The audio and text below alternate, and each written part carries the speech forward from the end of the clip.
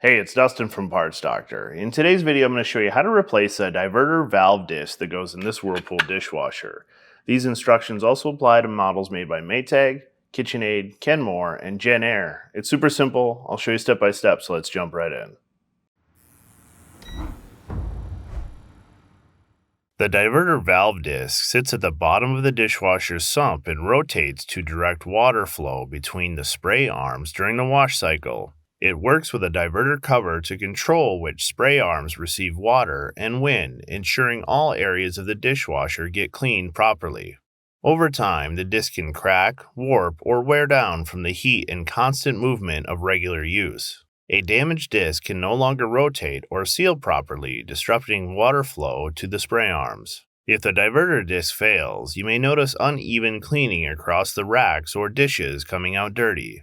Replacing a worn diverter valve disc restores proper water direction and helps your dishwasher clean effectively again.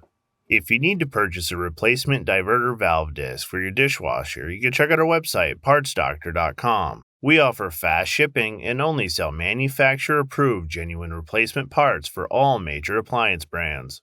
Tools needed for this repair: a T15 Torx wrench or bit.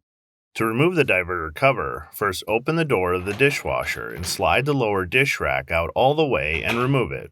The lower spray arm is attached through the connector that twists to the diverter cover at the bottom of the dishwasher's tub. Rotate the connector counterclockwise while gently pulling up on the arm. Set the spray arm aside.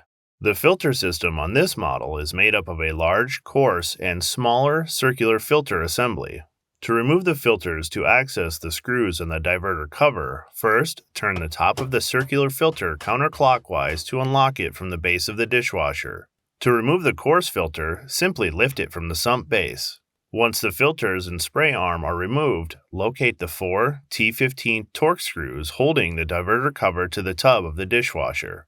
Using a T15 torque wrench or bit, remove all 4 fasteners and set them aside.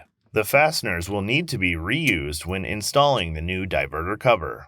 While lifting the front of the cover, slide the cover towards the front of the appliance. You may need to assist the feed tube disconnecting from the diverter cover. The diverter cover should now be free and be set aside for reassembly later.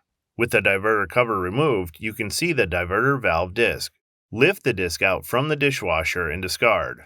When replacing the diverter valve disc, avoid cheap, low-quality aftermarket parts.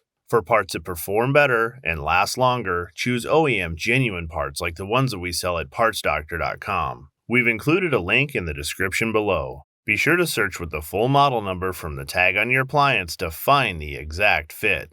Before installing the diverter valve disc, check the shaft of the diverter valve motor. If the shaft is damaged or spins freely, the diverter valve motor will need to be replaced. On some models, the diverter valve motor is not sold separately and is only available as part of the sump assembly.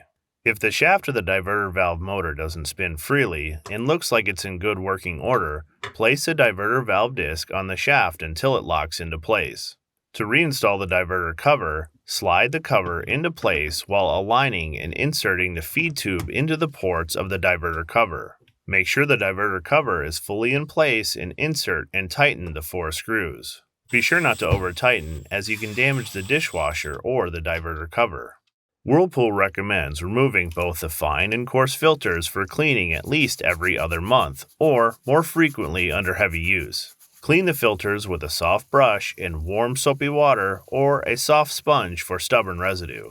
Reinstall the coarse screen filter by sliding it into place on the sump.